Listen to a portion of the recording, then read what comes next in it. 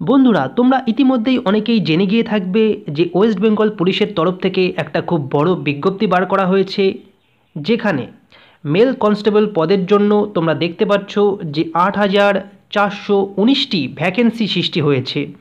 এবং আরেকটি কথা বলে রাখি যে এর আগে যে পরীক্ষাটি হয়েছিল এই পদের জন্য, তার রেজাল্ট এখনও পেন্ডিং আছে, অর্থাৎ রেজাল্ট এখনও বার হয়নি।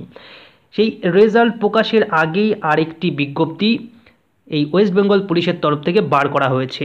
বন্ধুরা, আজকে আমরা মেনলি আলোচনা করব এই যে টোটাল নোটিফিকেশনটা দিয়েছে, সেই নোটিফিকেশনের কিছু অংশ, অর্থাৎ ইম্পর্টেন্ট কিছু অংশ নিয়ে আমরা আলোচনা করব। আর পরীক্ষার পদ্ধতি, সিলেবাস, কিভাবে পড়লে তোমরা এই পরীক্ষায় পাশ করতে পারবে, সেই বিষয়ে আমি আরেকটা সেপারেট ভিডিও বানিয়ে দেবো। এবং তার সাথে সাথে আমি আরেকটা জিনিস আলোচনা করব যে পরীক্ষা কি আদৌ এখন হওয়া সম্ভব, বা এই বিষয়ের যে আনুষঙ্গিক বিষয়গুলো সেইগুলো নিয়ে আমি আলোচনা করে দেবো। তো বন্ধুরা, তোমরা দেখছো এমএইচ এডুকেশন ল্যাব। ভিডিওটি বিস্তারিত বাড়ানোর আগে তোমাদের কাছে একটা ছোট্ট রিকোয়েস্ট করব, তোমরা অবশ্যই আমাদের চ্যানেলটিকে একবার সাবস্ক্রাইব করে নেবে এবং তার পাশে দেওয়া বেল আইকনটি অবশ্যই প্রেস করে রাখবে। আমাদের চ্যানেলে নিয়মিত আমরা বিভিন্ন এডুকেশনাল নিউজের সাথে সাথে রেগুলার এডুকেশনাল ক্লাসও দিই, অর্থাৎ টিউটোরিয়ালও আমরা প্রোভাইড করি বিভিন্ন সাবজেক্টসের উপরে। অনেক টিচারের দ্বারা আমরা এখানে ক্লাস করিয়ে থাকি। তো চলো ভিডিওটি বিস্তারিতভাবে শুরু করি। তো দেখো, এখানে পোস্টের নাম লেখা আছে প্রথমেই, name of the post and pay scale. তো পোস্টের নাম হলো কনস্টেবল মেল, অর্থাৎ mail constable in West Bengal police.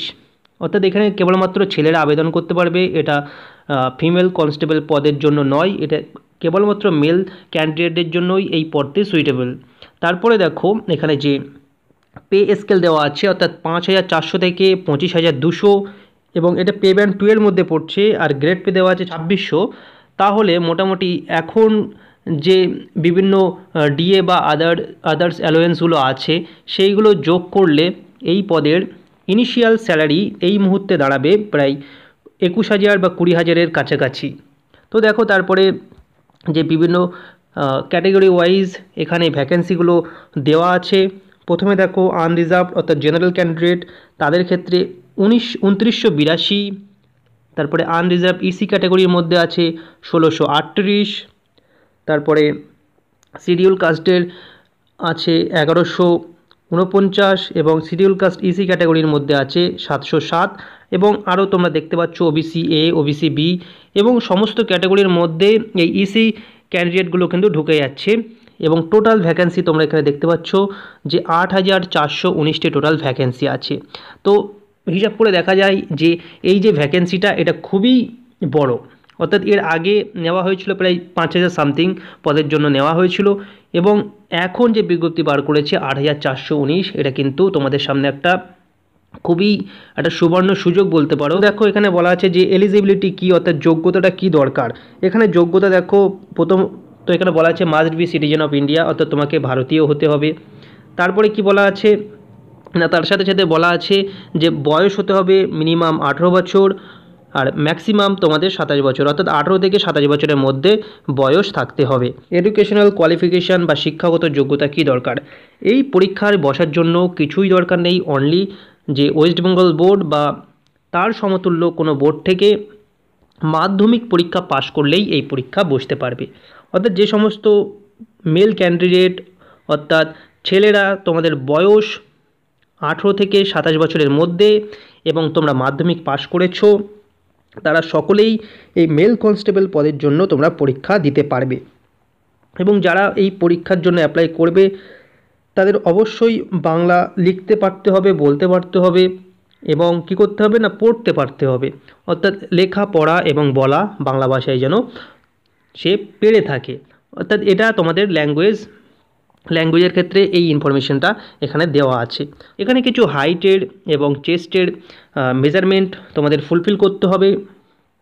সমস্ত ক্যান্ডিডেট এক্সেপ্ট গোর্খা বা আদার্স যে সমস্ত এখানে ক্যাটাগরি দেওয়া আছে, দেখো শিডিউল ট্রাইবস, তো সেইগুলো বাদ দিয়ে অন্যান্য ক্যান্ডিডেটের ক্ষেত্রে কি হতে হবে না, হাইট হতে হবে তোমাদের 167 সেমি, এবং ওজন হতে হবে 57 কেজি, এবং চেস্ট দেখো এখানে যে উইদাউট এক্সপেনশন, অর্থাৎ না ফুলিয়ে 78, এবং তোমরা যখন চেস্টটা ফোলাবে তখন যেন 5 সেমি পর্যন্ত চেস্টটা ফোলে, এবং মিনিমাম যেন 83 সেমি তোমাদের চেস্টটা হয়।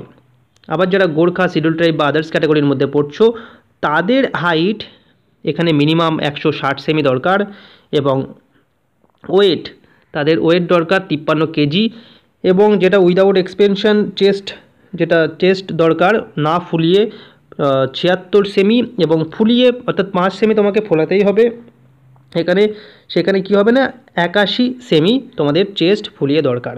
ওকে, তো মেথডস অফ রিক্রুটমেন্ট সম্পর্কে আমি ডিটেলস একটা ভিডিও বানিয়ে দেবো। তো এখানে সংক্ষেপে আমি বলছি, দেখো এখানে একটা প্রিলিমস এক্সাম হবে, তো সেখানে 3টে বিষয়ের উপরে প্রশ্ন হবে। জেনারেল অ্যাওয়ারনেসে 50টা কোশ্চেন থাকবে, এখানে ম্যাথসের উপরে থাকবে 30টি এবং রিজনিংয়ের উপরে থাকবে 20টি, অর্থাৎ এখানে 100 নম্বরের প্রশ্ন হবে, এমসিকিউ বেসড প্রশ্ন হবে, 1 ঘন্টা সময় থাকবে এবং প্রশ্ন হবে বাংলা এবং নেপালি ল্যাঙ্গুয়েজে। এবং এখানে কি হবে না তোমাদের নেগেটিভ মার্কস থাকবে 1/4, অর্থাৎ 4টে ভুল করলে একটা এক্সট্রা মার্কস তোমাদের কাটা যাবে। তো ইম্পর্টেন্ট জিনিসগুলো আমি এখানে দেখিয়ে দেওয়ার চেষ্টা করছি।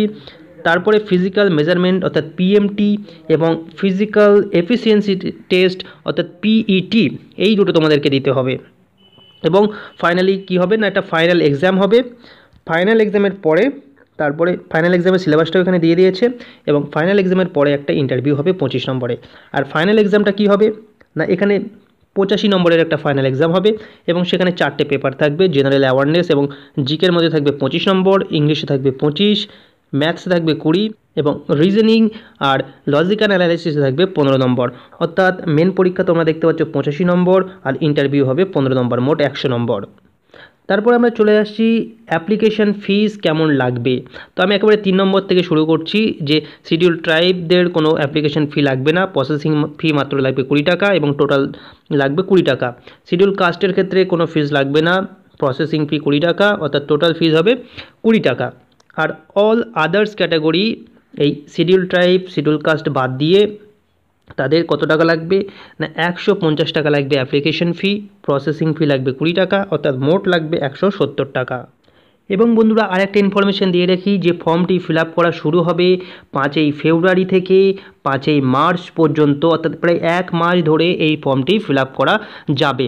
এবং যেটা বলছিলাম বন্ধুরা দেখো যে এতগুলো ভ্যাকেন্সির জন্য তোমাদের যে বিজ্ঞপ্তিটি বার হয়েছে সেটা তো অবশ্যই তোমাদের কাছে একটা সুখবর, অর্থাৎ 8419টি যে পদের জন্য এখানে বিজ্ঞপ্তি বার করেছে তার জন্য তোমাদের অবশ্যই এখন থেকে পড়াশোনা শুরু করা দরকার, সিলেবাস মেনে পড়াশোনা শুরু করা দরকার। আমি অবশ্যই পরবর্তী ভিডিও সেই সিলেবাস সম্পর্কে, সিলেবাসগুলো কীভাবে শেষ করব এবং কীভাবে পড়াশোনা করলে সাকসেস পাওয়া যাবে সেই নিয়ে করব।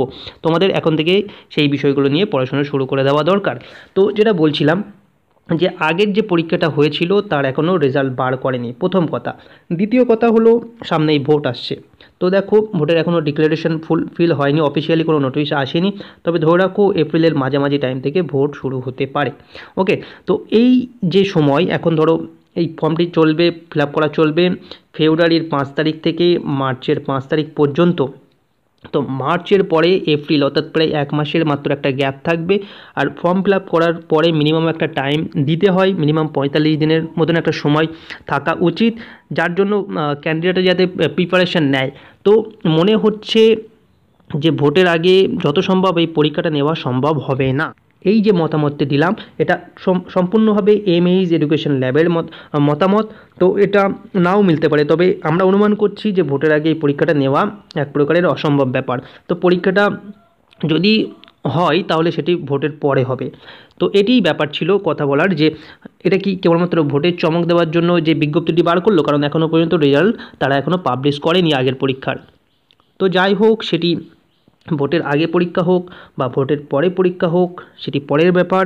এখন যে ব্যাপারটি তোমাদের সবথেকে বেশি মাথায় রাখতে হবে সেটি হলো এই যে ভ্যাকেন্সি তোমরা দেখছো আর যে সিলেবাসটি তোমরা দেখেছো সেই সিলেবাস অনুযায়ী এখন থেকে সম্পূর্ণভাবে এই পরীক্ষার উপরে ফোকাস করে তোমাদের প্রিপারেশন নেওয়া উচিত।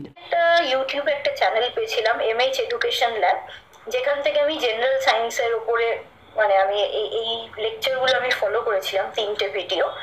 অ্যান্ড এমএইচ এডুকেশন ল্যাব, আপনারা যদি এখন আমার এই ভিডিওটা আপনারা জানি না আপনারা দেখছেন কিনা, দেখলেও বা না দেখলেও আপনাদের অনেক অনেক ধন্যবাদ।